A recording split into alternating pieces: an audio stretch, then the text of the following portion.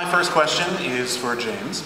It's the elephant in the room, but I think we're all wondering, we've got a wonderful cast here, is there any chance we might hear soon about Rocket Raccoon or Groot?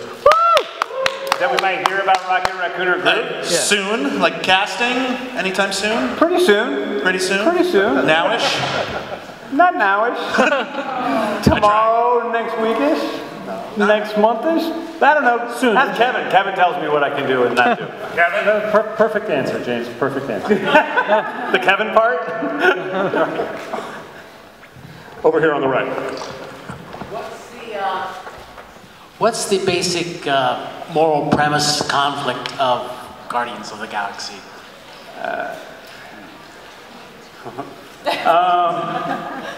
Oh man, that's a good question before I flew here from London, for 12 hours. Really, Guardians is about a family coming together, and it really is about a group of individuals who have acted selfishly and only as individuals throughout their life, and learning something about themselves that makes them heroes. Here on the left. Hi, Jasper with nerdlocker.com. Chris, what was the extent of your training to get your body into the physical shape that it is now? Oh man, it was like about 6 months. Just got after it, combination of different things, lifting weights, cardio, and really strict nutrition. And so, I mean, it's like really boring stuff, but basically I cried like 40 pounds off, and the rest was being hungry and running a lot. He's being very disciplined. His birthday was 4 weeks ago. I happened to be there. They brought out a tray of vegetables that spelled "Happy Birthday." Oh. Yeah. And if there was one that was sharp, I would have used it to cut my wrists. Oh. That's not, you shouldn't make jokes about suicide though, seriously. You guys. He made the joke. Here in the center right. James, your previous films have more of an R-rated tone, obviously. Will you plan on keeping more of a darkly comedic tone throughout this film without wandering into the R rating? Darkly comedic, I don't think of it as darkly comedic, I do think of it as me. I gotta say that. There's a lot of James Gunn in this movie, and it's a strange thing because when I turned in the first draft to Kevin and Marvel and Joss, and they read the first draft, they were all really happy, which made me happy. That was a really good day. And their biggest note was more James Gunn, which freaked the hell out of me. So I gave them more James Gunn, and that's what's in the movie. And I think it's a really unique movie. But with every movie I do, I'm speaking to a certain part of myself, and I'm speaking to a certain audience. And with a movie like Super, I'm speaking to a specific person that movie means a lot to, and I really appreciate everybody that loves that movie. When I'm doing a movie like Guardians, it really is for a much broader audience. It's for everybody. It's a movie we can go see on a Friday night with everybody else in the city and really enjoy ourselves in a different type of way. And I appreciate both those types of movies. Front row here in the center. Hi, James. Hey. Hey. Coming off of something like Super and then coming to such a big budget, what has your experience been like with the budget on set? That it's easier. It's easier because with a movie like Super, there's a lot of people on set who I think I can do their job better than they can.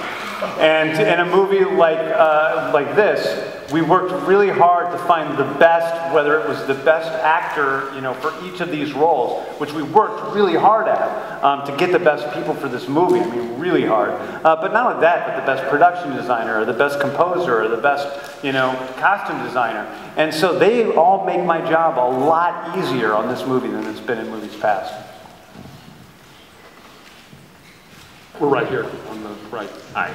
The question for the cast, the Marvel Universe so far, Captain America, Thor, etc., have been huge, really well-known superheroes. Is it intimidating at all to step into these roles, going into what people may not be as familiar with? Oh, there's nothing intimidating about, 200 people looking at you at a press conference. This is easy. I'm not scared. Oh yeah, that's fine. Yeah, I mean, being at Comic-Con, answering questions about you know, a comic book movie. It's like super easy.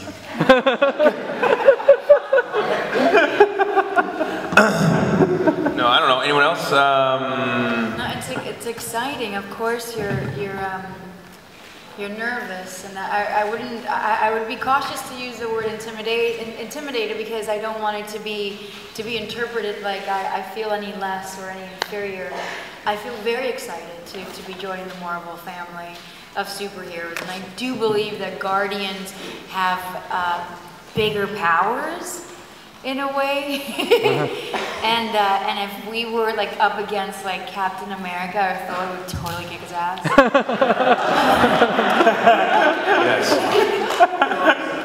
Yes. She said. Bring it.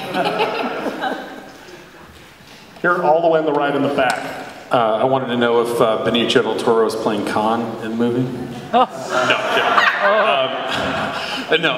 Just for all the actors and James as well. This being sort of an unknown quantity and a unique sort of standout in the Marvel universe or in comic book movies adaptations in general. If you guys felt sort of emboldened by that being different, or you felt a greater sense of pressure because of it. No. We love you, Murray. It's like the oh my god. I think, you know, I'll just answer real quick. I don't think that the reason that all the Marvel movies thus far have been received so well is because they were such famous comic books. I think they were great stories, you know, and like, you know, Iron Man is Iron Man now to people because of Iron Man the movie, you know, like it was a comic and certainly people knew it, but they love it and they go back to it because it's great storytelling, and I think it's the same thing with this. Like, this is a really cool story, and you know, Marvel they know what they're doing and they know how to tell a story and they know how to make this movie. And so I really don't feel intimidated. Like, if you told me, Chris, you have to go adapt Guardians of the Galaxy into a movie on your own, I'd be super intimidated. But when they're like, we're doing it and we'd love you to be part of it, it's like, wow, great, I'm along for the ride. In the center. Hi, I'm not sure if you work together in most of your scenes or if you're broken down into groups, but I was wondering, what was some of the most challenging scenes for you? And also, were there any injuries? Did anybody get hurt? Well, we still have 85% of the film to shoot. Yeah.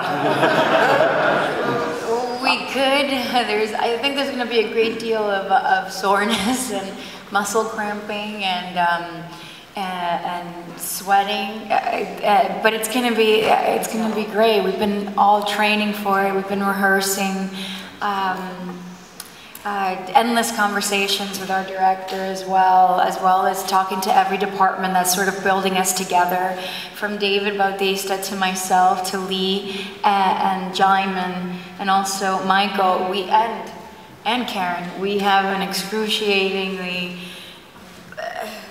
so much makeup. We have so much makeup to do constantly, and they're retouching every single second. So there's going to be a lot of work that we're putting into it, but I think I'm going to speak for myself, and I'm pretty sure that a lot of people here will identify themselves with it. I'm just excited to be doing something different, and this is sort of like the anti-hero movie. When you meet these characters, they're thieves, they're rebels, they're assassins, and they're going to be learning very big lessons. But because it's a James Gunn sort of interpretation of Guardians, the levity will be very abundant, and that's what keeps it, I guess, awesome. That from like my 10-year-old niece who just visited the set and myself, when we both walked into one of the sets that they had built, we both had the same expression and we were both drooling. We were like, whoa. It was insane. I would also add, and this may be considered a spoiler, but I have some really big injuries planned for Michael Rooker in the future. And hopefully Bautista's going to help me with those. I relish the thought. All the way over here in the front on the right. Thank you all for coming. First of all, for Dave Bautista, thanks for all your words about setting your goals and giving it your all to achieve those goals. Those are real inspiring stuff. You're the man, Dave. And also, how strong is Drax, and is he strong enough to beat up the Hulk and Thor? I would have to say yes on that. I mean, yes, but Have you seen his hands, for the love of God? They're like this big. It's like if it's raining, I just tell Dave to put his hand on my head. Oh no, answer. No, I was just saying, and I appreciate you saying that because that's kind of been my message throughout my career. Because I really come from nothing. I'm a poor kid, came from the streets, and to me, what I've been able to achieve has really just been through hard work and really not letting anyone tell me that I couldn't do something. So this project alone is by far the biggest thing I've ever done in my life, and to be a part of it is just really a dream come true. And I always try to tell people, encourage people, whether I go and talk to kids or just tweet out stuff, and just tell people to pursue their dreams. Just pursue your dreams. Here in the center. The question's for Dave Bautista. Did your previous work with WWE, doing the live shows with Raw and everything, did it help prepare you for doing more film roles, or? No, and people ask me that a lot, because I always tell people it's nerve-wracking. Like, going to auditions for me is like the worst thing in the world. It's just terrifying to me. And people don't get it. They say, well, you've gone out and performed in front of 100,000 people, and it's so much more intimate. And it's just so much smaller, and there's just so much attention right there on you. It's just absolutely terrifying, Question. But he killed it, and he's here. Yes, it's new to me, but I always go to work, and I'm still a student at this, and I'm not afraid to let people know, this is new to me. I'm still learning, and I'm not afraid to go up to people and pick their brains and ask for advice, because that's, to me, that's how you get better. That's how I've gotten better at everything I've ever done. Is don't be too proud to ask for help, And I'm learning a lot, like every day on this project, from the cast, from the director, from the crew, even from the producers. Just learning. That's what it's all about for me. That's how you stay young. If you're pursuing something that you love and you're learning something new every day. That's the key to youth. In the front row. Hey guys, right here. Mark Walters of BigFanboy.com. Thanks for coming out. One of the things I always loved about Guardians of the Galaxy was that the characters are so weird and wonderful and different from like normal superheroes. And in an effort so that everybody gets to say something in this press conference, can you each tell us in just a few words, like what is your favorite weird and wonderful aspect of your character? Michael? Yes. Michael. Michael Rooker. What do you want to know again? Weird and wonderful. It's actually quite weird. I'm actually in this project. Yondu is for me. There's a lot of Yondu and a lot of me in Yondu. When I first read the script, I noticed right away there's some aspects of Yondu's existence within this universe of ours, in this film of ours, that is very, very close to me. Like, for example, the tough love attitude that I have towards some of the other cast members. Extremely tough love, as a matter of fact. So I'm very much like that in my life as well, and so and I don't in a lot of the movies, not all the movies, but a lot of the movies I've done, I hardly ever do makeup, except on James Gunn movies. The one was a 7-hour makeup in Slither. This one's not so bad, maybe 2.5 hours. So that's for me. That's a very interesting aspect, because I usually don't. I get in, I look at the mirror, I go, what do you think? And the makeup girl says, or guy says, well, we could do this, and I go, nah. And I walk away, and not to be, mean or anything. It's just that I I prefer not to have, I prefer when I get mad, I get red. When I get embarrassed, I get red. When I get turned on, I get red. And I want the audience to see that as well, you know, in the characters. So if the character's getting mad, getting turned on, getting upset or something, you're going to see that in the facial tones and the skin tones. And that's what I enjoy about acting. It can be very subtle like that. And so with a lot of makeup on, you can't see a lot of that. So I prefer to have no makeup at all, but not in this one, sorry to say. Actually, happy to say. I'm very excited to be involved with it. Dave's got a whole lot more makeup than I do. Anyway, that's my, yeah, anyway, I don't know. Did I answer your question? What was the question? What's the most weird and wonderful aspect of your personality? Yeah. Hi, I'm Djimon Hounsou. I play Korath, who is a humanoid, and I like to Ronin.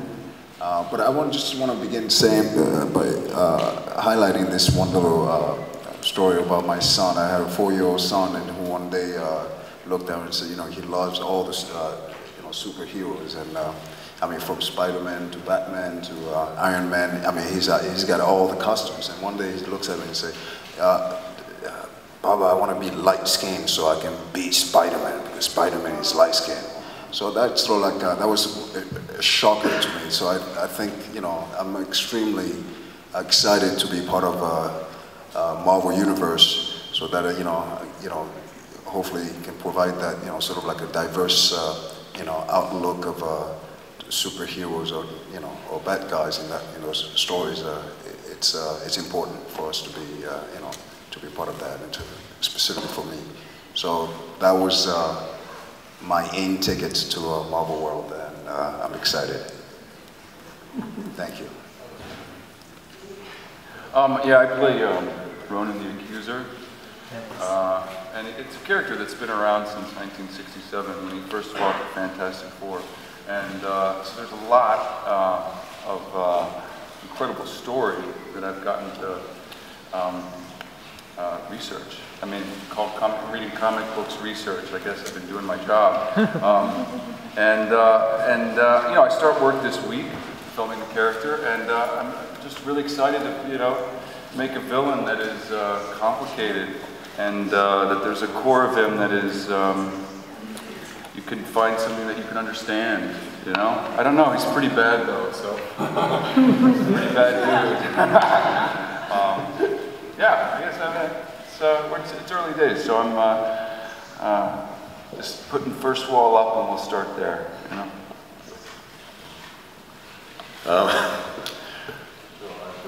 Drax the Destroyer, who's also a pretty bad dude. You know, Drax, he's full of rage and he's full of honor.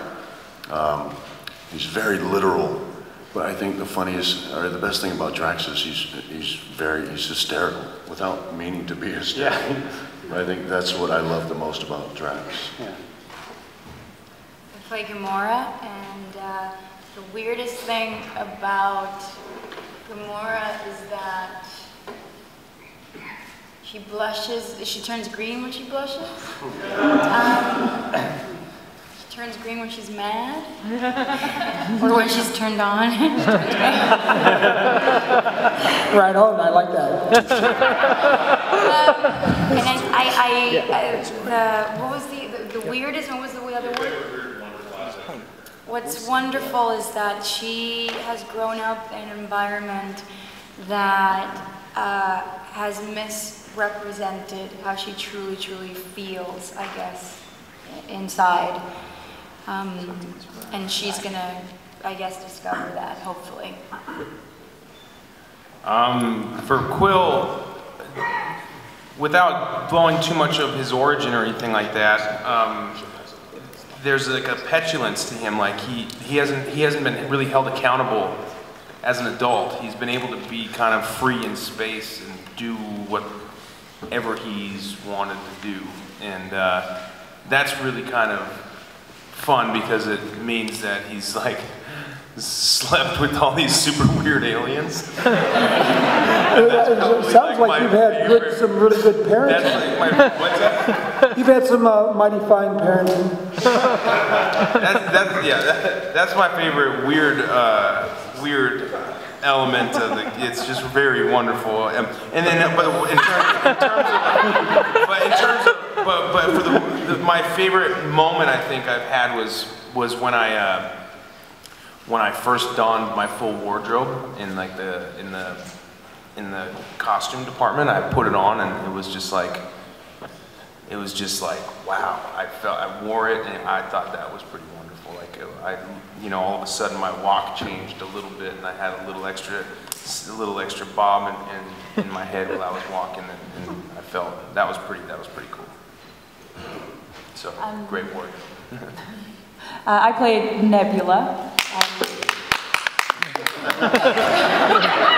Thank you so much. Weird. She looks pretty weird. And one of the most interesting things about the character for me is her very strange and complex relationship to Gamora. And that's it.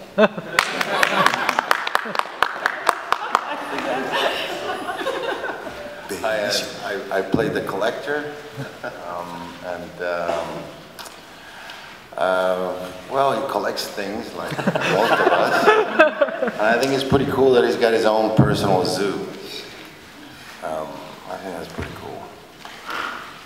Did you guys hear his original answer? He said his favorite weird and wonderful thing. He goes, my hair. He's got this crazy hairdo in the movie. My favorite thing about Benicio, can I just share a quote that you told me in our first meeting? And we were sitting down, we were talking about something about the character, and this is the reason why I know you and I are going to be friends forever. Is because we sat there and I asked you, we were talking about something about collecting stuff and how you get excited when you get something new collecting, and then all of a sudden you look at me really seriously and you go, I was the first kid in my neighborhood to have an alligator. And I'm like, that wasn't funny, like you just saying that. That was my favorite sentence, top 10 favorite sentence. It's true. It is true.